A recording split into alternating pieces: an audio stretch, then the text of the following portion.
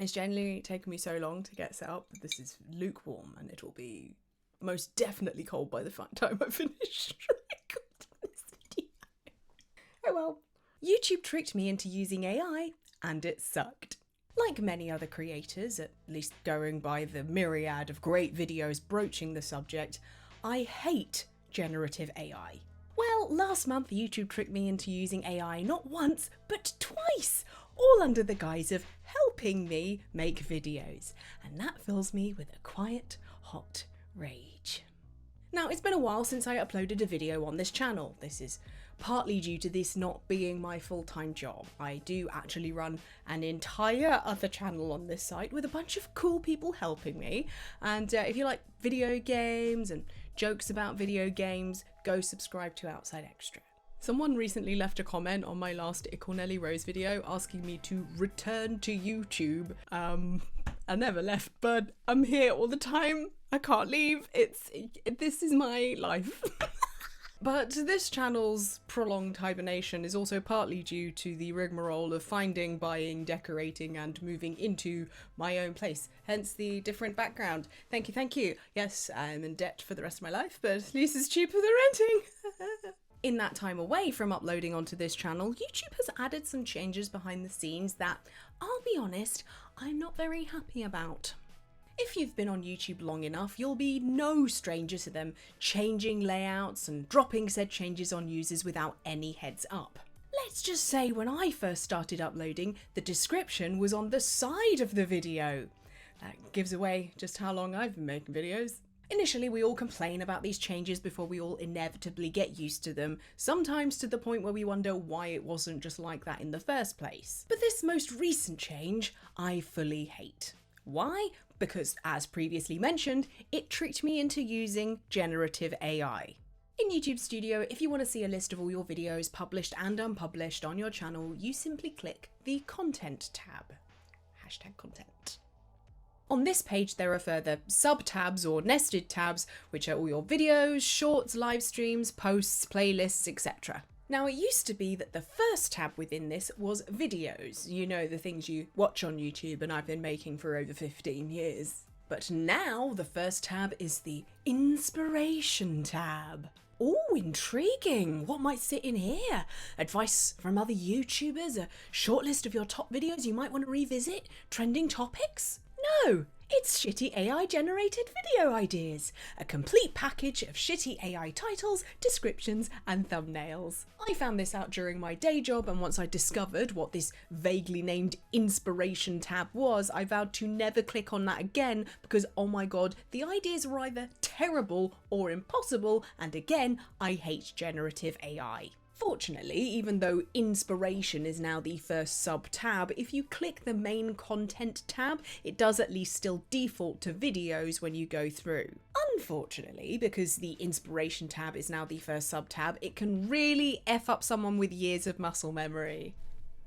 A couple of days after discovering the true function of the Inspiration tab, I found myself in the icklenellierose YouTube studio checking out some of my playlists. When I went back to look at the regular video tab, muscle memory of course set in, and I clicked the first tab, throwing me straight into my own channel's Inspiration page, where YouTube vomited up some AI ideas at me without my consent for a second time.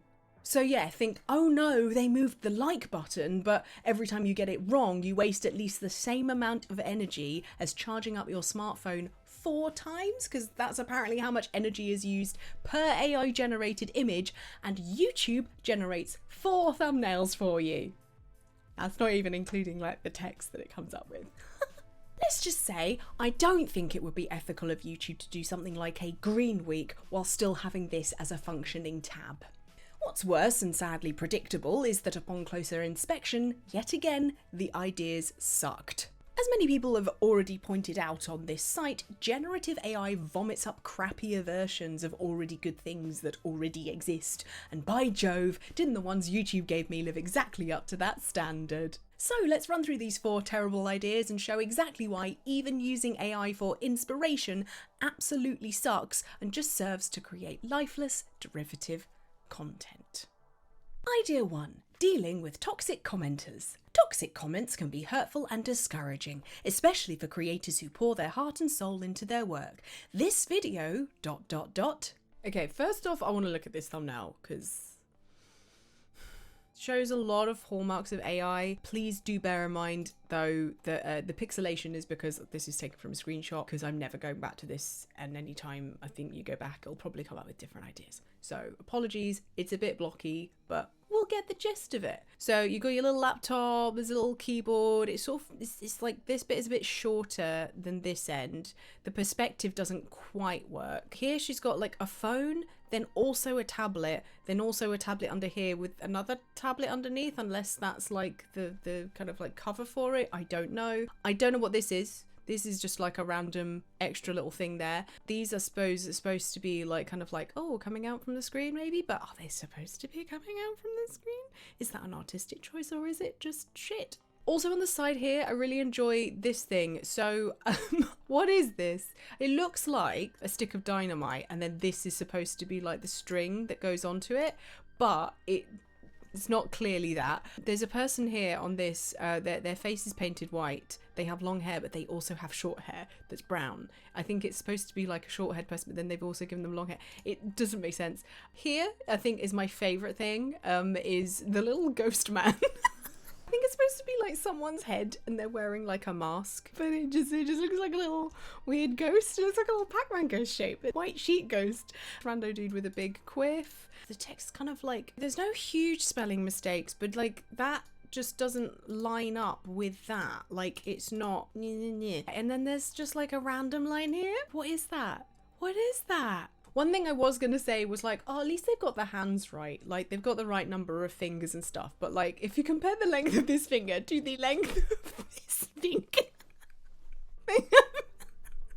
to quote Adam Buxton, quoting a YouTube comment, strangly long fingers. I don't like it. There's a shadow for this one. There's not a shadow for this one. It's not cohesive. There's just too many bits. As someone who has to make thumbnails as part of their job, I don't think this is a good thumbnail either. Like if you read that text, like if you like kind of go back out to like how it would look on like a thing, the dealing with toxic commenters is too small to be readable on a thumbnail, especially if you're like looking at it on your mobile phone. It'll look way too small. You've always got to think about that because lots of people watch on their phones. It's a bad thumbnail basically, and that's sort of a theme with these as well. This idea is a fairly generic and unoriginal one that plenty of people will have already covered. Toxic comments are sadly a huge part of putting yourself out there online, and of course those who have dealt with it will know that some people will get it worse than others. To be fair, this is at least a topic that would sit well on my channel. Do you know how I know this? Because I've already done this idea on my channel 11 years ago. Back in 2013, I did a video called Abuse Does Not Equal Trolling. In it, I lamented about people calling online harassers trolls rather than the harassers they are, and wow, would you look at that, gave some advice towards the end on how to deal with people who send you negative messages and comments online. So, I have a suggestion for the decent people of the internet on how to deal with these arseholes. Become the consequences. If someone is being an arsehole, call them out on it, or rally behind someone else that has already done so. Sometimes they shut up immediately, and sometimes they don't. Just don't think you're immediately gonna change their mind on anything. See, these ideas are inspired by your channel, and in true generative AI form, YouTube took a topic that I'd already covered in a video and just spat it out at me in the form of a generic how-to guide video that, unlike my video's framing, puts the onus on creators to deal with the toxic commenters. What's almost as annoying is that I did already have an idea to touch upon this subject again, updating my old advice after more years on the internet, more years of it being my full-time job, and more specifically because of how well Blue Sky implements various moderation tools. Yes, I'm on Blue Sky, and yes, it's a lot nicer there. Creators constantly visit old topics, but seeing this bland version of a more fun idea I already had in mind being spat out at me by YouTube's AI after it scraped through my channel is just depressing. But hey, perhaps making it more generic will mean it won't be on limited monetization like my original video, because instead of making a genero how-to video, I honestly talked about all the horrible things some people just get said to them online all the time. Apparently that video made me £14.02. I would say I'll try not to spend it all at once, but I probably would spend it all at once. Because it's £14. The thumbnail looks rubbish, but the description also has a telltale sign that it's not written by a person, but it's one that shows up in all of the ideas generated, so I'll save that point for later in the video. Instead, let's look at the next idea. Idea 2. How to get out of a creative rut. The struggle with a creative rut is explored, offering practical advice and relatable experiences to help viewers find inspiration and ... Again, we have a pretty generic topic. I know I already said the last one was generic, but that's just gonna happen a lot with generative AI because it's just taking a bunch of already used ideas and mushing them up until you get an average. So average. A million self-help channels will have already covered this topic, and actual experts will have covered this better than they or I could. And it's just not something I'm inspired to talk about at this moment in time. Right now I have an abundance of ideas, but a dearth of time and energy to try and make them. Right now my only piece of advice on getting out of a creative rut is don't use AI, it'll be shit. I mean, if you looked at the fucking thumbnail, let's look at this thing together. Oh boy. Straight away, they like pianos. Like, how many keyboards are on this thing? This one's attached to something, and so is this one. But like, this is literally just the keys of a keyboard. Also, none of them have the correct keys. All of them are wrong. All of them are absolutely wrong. Only this one has worked out that you need to have like 3 in there. The main thing that this screams to me is that, like, when they think creativity, AI just thinks like music and painting, but doesn't know any musical instruments other than keyboard, unless, like, is that supposed to be like a brass instrument of some kind? Don't know what the hell that is. There's a little, like, little statue here, little bust of a guy. Look, there's a little shuttlecock. Why is there a shuttlecock? Why is there just like a rock here? What is this? None again. I can't get over how wrong these keyboards are. Like, it's really annoying me a lot. But nothing is quite, you probably already noticed it, but nothing is quite so wild as the freaking text. So let's try and read this. Okay, how to get oit of a root or root. I think that's 2. Is that no, that's 2 I's. That's a U. So rut is spelled RUIIT. That's wild. And at alt? Is that alt? I don't know what that is. It's terrible AI writing. And also, again, as someone who makes a lot of thumbnails for their job, that writing is too small. That writing is too small for a thumbnail. You could make it bigger if, you know, you spelt it right, because it'd be fewer words, like how to get out of a rut. It's just a jumble of things. Like, you've got like a monitor here, but then you've got like a free floating screen thing here. I don't even know what this is. Is that supposed to be a thing that's folded onto that? Like, it's just a lot of nonsensical items with nonsensical text. And I'm sort of like done with seeing this stuff. If you put this as your thumbnail, your view count will not go up like this. Like, I could be wrong. So many people eat up AI stuff that I think is like, ugh. But like, it's just too many things. The design as well, the kind of design style of it is that very, you know, 2010s corporate slideshowy look, the very stylized. I'm not a fan of, in terms of like, that's not the sort of YouTube stuff that I'll click on. This to me looks like the thumbnail of a video that like a corporation will post to all of their employees and be like, here's how to deal with burnout. And it's like, well, you could just not burn us out, maybe? No? Okay, I'll watch a video. I've also just noticed, like, this paintbrush has kind of like clip that would normally go on a pen. This looks like something the freaking gynecologist would use. If it's a natural thing, tell me in the comments, because, God, is it like a pottery thing? I don't know. This is breaking me. This is breaking my brain slightly. When I first saw this suggestion, I did wonder if it was a jab at the fact that I haven't uploaded in so long, and so YouTube assumed that I just didn't know what to make, and maybe like, oh, how I got out of my rut would be a good video to come back with. Stop mocking me, YouTube. I'm already making so many things for you.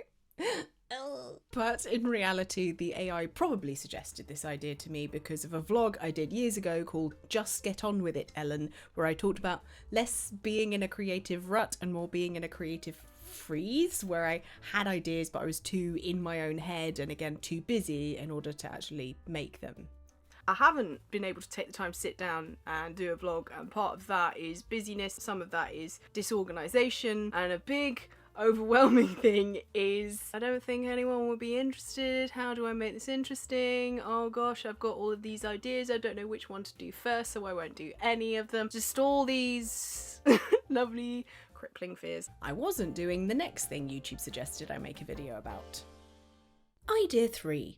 PSA, procrastination is a skill. Procrastination is often seen as a negative trait, but in this video it's explored as a valuable skill. You'll discover how procrastination can... Alright, let's look at this bloody thumbnail, shall we? Okay, so here we have a very smug looking man with his eyes closed being like, wearing like what appears to be, this is either a child's t-shirt or a t-shirt that would be worn by a host of Playdays, a children's TV show. And here we see him in a vortex of, I don't know, like there's a lot of like papers with writing, there's like a lamp. I don't know where the rest of that is. I think that's a pair of headphones. That's just a box. That appears to be a menu for Leon, the food place? No, it's not, because it's the L's upside down. That's again nonsensical AI language. This stuff isn't quite sitting on the table right. This laptop, I can't work out whether this back bit here, like some gaming laptops have like that extra little bit at the back because they need the extra room for like processing power and fans and all that sort of stuff. I don't know whether it's that or whether like the AI got confused and it's because it still sort of looks like it's tried to put like a keyboard there. This, I cannot work out for the life of me what this is supposed to be. Is it supposed to be like an old school light projector? Please put your guesses in the comments. My favorite thing is like this, which appears to be like a broom. He's in a swirling vortex of things, but he looks smug AF. This is stupid. I'm trying to apply like sense to AI images and there are none. But also like I think it undermines the point that the video is trying to make. So like PSA, procrastination is a skill is the title that got vomited up at me. And like here, what we've got though is like, we've got like a very smug guy with his eyes shut and arms crossed and he's like, I'm so great. I've worked out how to do this. But like around him is chaos. And like for me, for this title, it's a very strong title. I would put the words on the thumbnail. Procrastination is a skill. Just anything other than like a lot of tiny things. So again, think about this, zoom out, think about like, you can't read that. What are those? Like there's just a bunch of squares. It's just, you know, like YouTube, we're all a bunch of squares.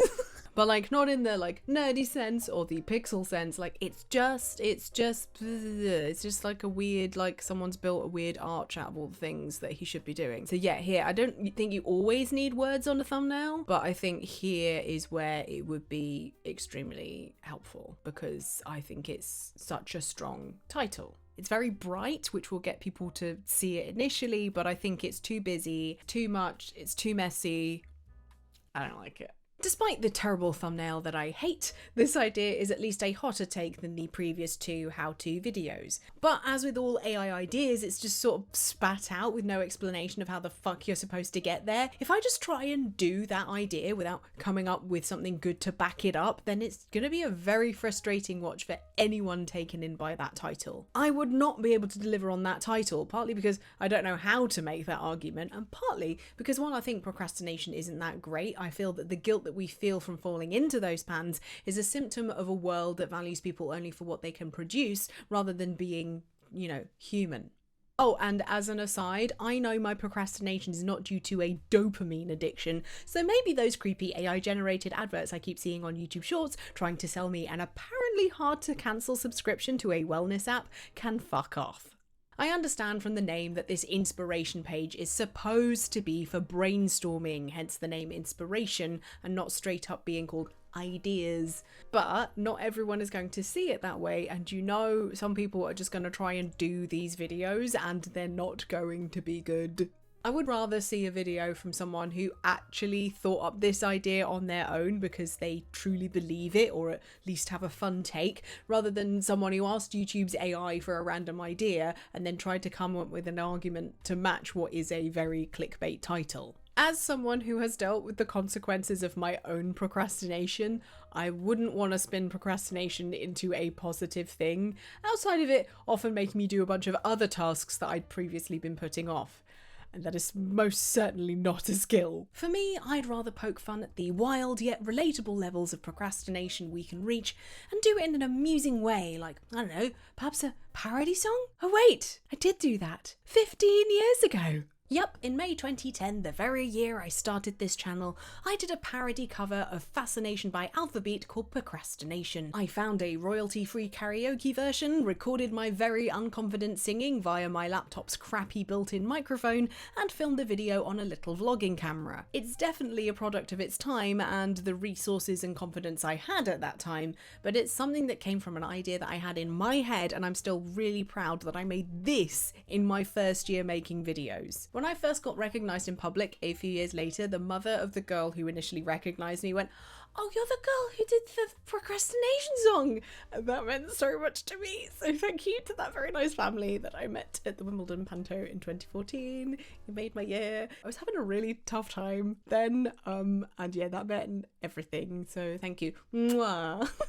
My procrastination parody music video is a type of video I'd love to do more of. In fact, because I mentioned in a later Q&A that I loved working on it so much that I wanted to make more music and write and sing more songs with better equipment and production, I got chatting to a musician online and later released 2 songs with him. We also played a ton of Sea of Thieves through lockdowns to remain sane. So cheers, Mark.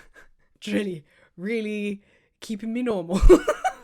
Well, as normal as I can be. My original idea of a music parody became a catalyst for other things in my life, and also wasn't even my first video about procrastination. In March of 2010, I made a video apologising for not uploading in a couple of weeks because I'd been procrastinating. You know, the first thing you do when you start to panic about all the work that you've got to do is you procrastinate. Oh, past me.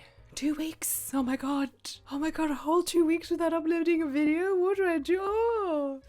I have no fucking idea. But yeah, through the power of generative AI, a silly song and a silly vlog that I made got turned into a terrible take with some rando dude on the thumbnail who isn't me. Love that. Idea 4. The Ellen of YouTube ranting. The internet's most popular Ellen is analysed and critiqued, dissecting her most controversial moments and revealing why she's ... First question, who the fuck is this Ellen? 'Cause I don't think it's me. Say the internet's most popular Ellen a few years ago and I would have assumed Ellen DeGeneres. And in fact, I did have a video idea to talk about how much I loved her because when I was a kid, I had a mini obsession with her thanks to her genuinely being the only other living Ellen I had ever heard of. It's not a popular name in London or the UK in general, and most Ellens in the 90s that I knew were ones that I'd seen on Victorian gravestones. Shout out to all my fellow Ellens, I know how difficult it was to get a magnet with your name on anywhere. I even got the same haircut as Ellen at one point when I was a kid, and my adoration for her continued well into my adulthood. It genuinely was a secret, impossible dream of mine to go on her show as a guest one day, and I was super excited in 2016 when I went on the Warner Brothers studio tour in LA and got to stand on her spot on her set, which was like a little star, and I was just like, eee! I couldn't film in there at the time, but here's a clip of me afterwards. Hey everyone, this is Ray, and Hi you've there. just given us a lovely tour of the Warner Brothers studios. I did, yes. You guys were a lot of fun. Thank you so much. I got to stand on the Ellen star, so very happy. You did, yeah. Shared space with Ellen. I'm very, very happy. Thank you so much. You're welcome. Yeah, have fun at the Friends set. Yay! Wait, I have some other things I can show you. I'll be right back. Okay, so promise you won't make fun of me. Okay, so so I was sorting through some of my clothes and I forgot they have socks.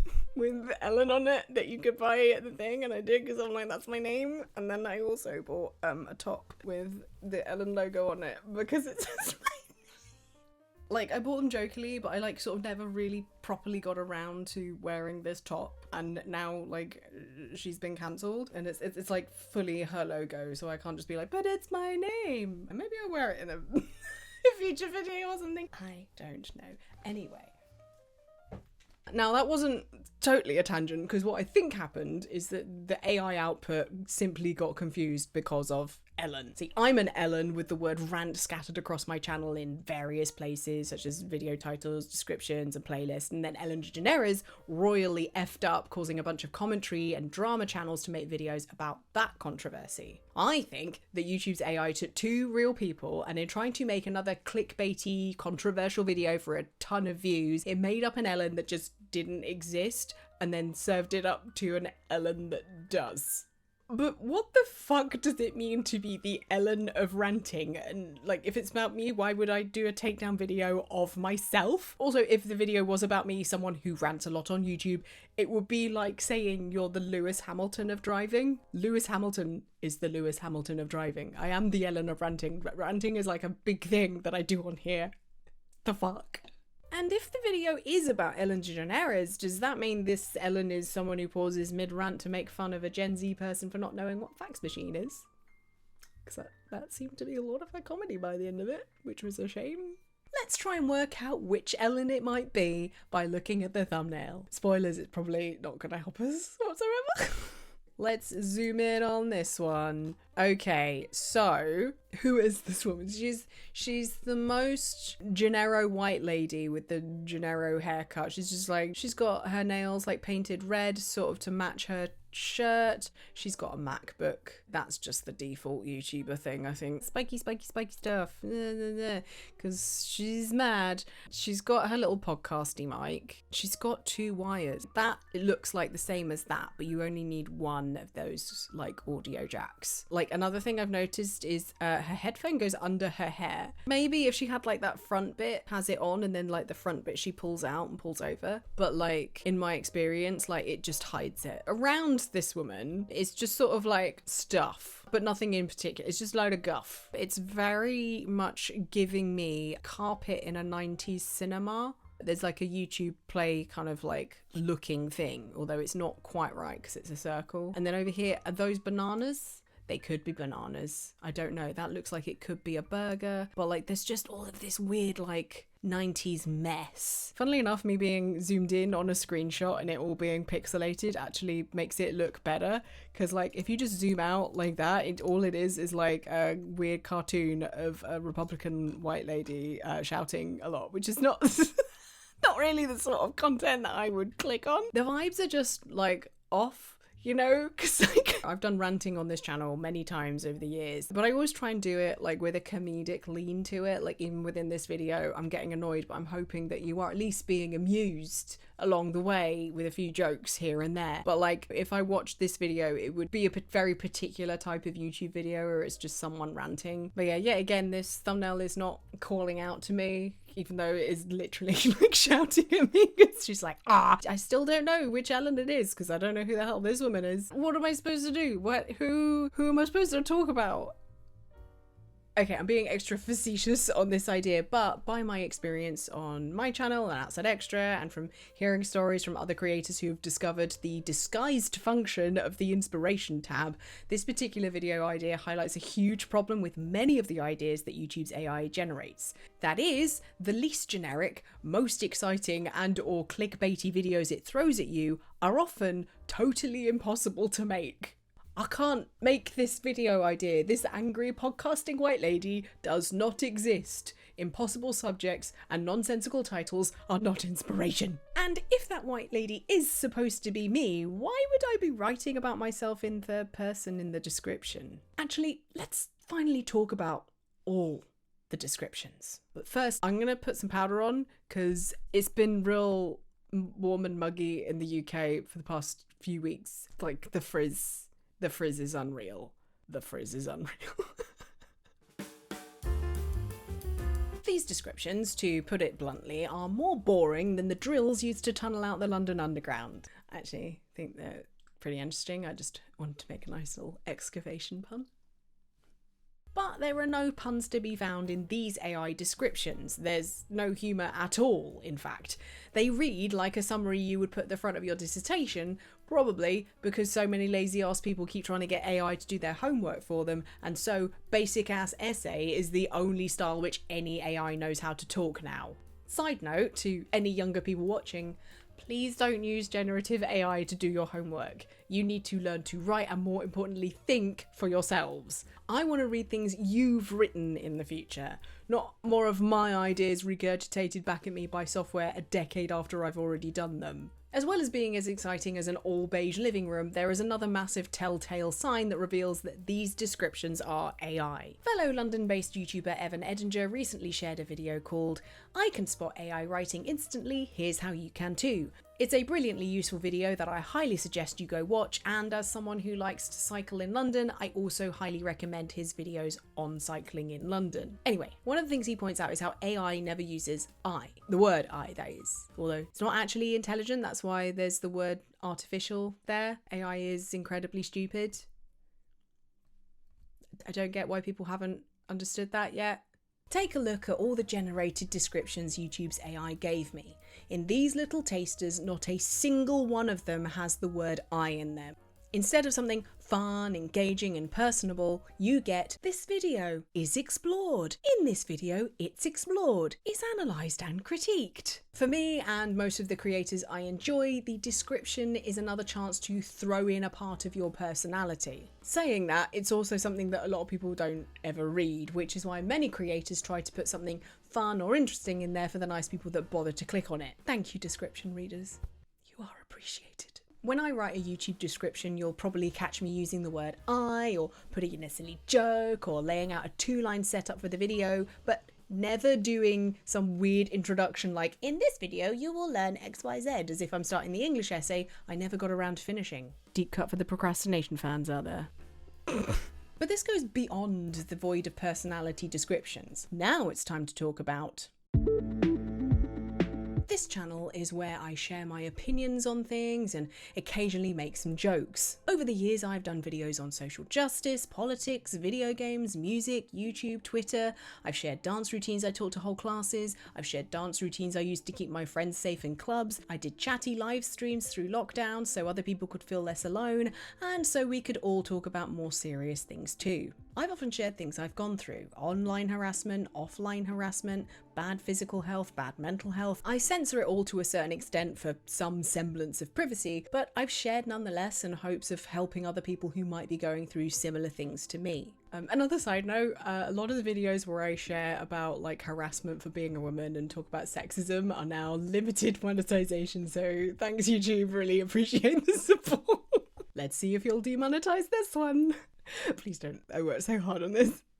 But it's not all sexism and harassment. Other times I've shared the fun things I've done, like being on a work trip and meeting Sam Lake, aka the nicest man in video games, or meeting lovely creators at VidCon before spending time walking along Santa Monica Beach in LA listening to the GTA 5 soundtrack. This is my personal channel, not just because I own it, but because it's full of things that are or have been personally important to me. All of the stuff on this channel came from my head and is full of little parts of me. YouTube's generative inspirations were all just regurgitated, watered down versions of things I'd already done, either made to be so generic that anyone could do it, or so logically nonsensical that no one could do it. Again, I get that these ideas are just supposed to be jumping off points, but because of the massive limitations of generative AI, all of the ones it gave me were void of any personality whatsoever. Google, please remember that this site is called YouTube, not CPUtube. Speaking of Google, all through this video I've talked about YouTube's AI, but let's be clear, this is just Google trying to get us all to use Gemini. Google's efforts in trying to force me to use their little robot helper have actively made my job more difficult in the most tiny yet hugely annoying ways. Whenever I open a new Google document to get started on a new script for work, I constantly get Gemini asking if it wants me to generate a document or help me write. No, I don't want any help writing. I've literally spent years doing this, honing my craft. I'm not just going to let the robot take over. I've watched The Matrix in 4D. But Gemini's unwanted help gets worse as I'm writing. I often shuffle my scripts around to improve the structure, and if I highlight something to move it elsewhere in the document, Gemini offers to refine it, even if it's a single word. Also, I hate the word refine because it's Gemini being like, can I do this better? I mean, I can make this better. No, you can't, Gemini. I've just seen all the ideas that you gave me. They are hot garbage.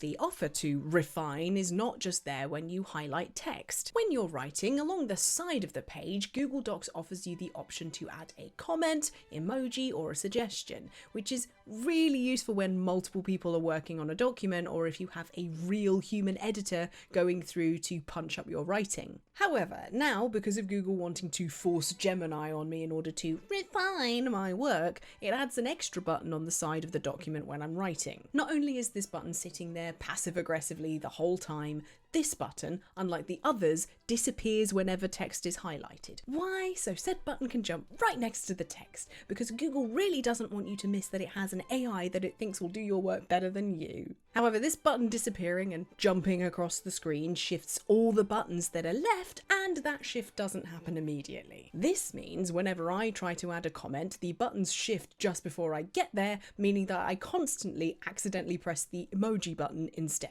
This seems to have been changed in a recent update, but my god, I put comments on our scripts for our editors and I spent over a year fighting this thing. Just wanted to put a comment and it just shuffled a bit. And it's not just my writing process being interrupted. My admin is also screwed. Gmail used to offer to summarise my work emails for me, which of course I ignored, but now for any chain I am a part of, I have to scroll past an AI-generated summary in order to get to the actual email I actually need to read myself because I give a shit about my job. Actually. At one point I tried to turn Gemini stuff off completely, but Google then was like, cool, so we'll also turn off all the automatic filtering of emails into folders and other stuff that was previously just a normal function because we really want you to use Gemini. I just think it's really unfair that if I want to turn off Gemini, I now no longer get the really useful function of things automatically being added to my calendar. Like, the hell. Genuinely, if anyone knows how to turn off Gemini in Gmail while keeping all the pre-Gen AI so-called smart functionalities of Gmail, please send a link of like how to do it. I'd Google it, but Google ruined their search with AI too, so... Gemini, like any other generative AI nonsense, is a product that I don't want, yet I cannot escape it. I don't want my work being used to train AI, yet it obviously scraped through the entirety of my channel in order to give me inspiration. I constantly ignore suggestions from Google to use Gemini and refuse to make it a part of my creative process. I didn't consent to using AI, and yet YouTube, through simply adding a single tab and not clearly marking it as an AI product, tricked me into using it. Not once, but twice, thanks to pushing it in front of the stuff I actually wanted to access. That sucked, as did every idea Gemini generated. Okay, hopefully that cuts down to something actually watchable. Thank you for getting to this point in the video. I really appreciate it. If you want to see Evan's video, link in the description. Also, if you want to see some other videos about AI from creators that I like, I've put a playlist together and I've popped that in the description as well. In the meantime, like, subscribe, etc. if you haven't already. I really appreciate it. This took a lot of work, a lot of writing, and a lot of recording. I've been busy and I'm gonna try and be a bit more active on here. I can't promise anything, but I'm gonna try. One thing I'm gonna try and do soon is a live stream, just a little catching up, talking about this video a little bit. Details will be on the description in this video, on the community like post page, whatever they call it now, and on my social media, mostly like Blue Sky. Thank you so much for watching. Take care. It is so warm in this room. It is so warm in this room. I am going to melt. Why did I wear layers?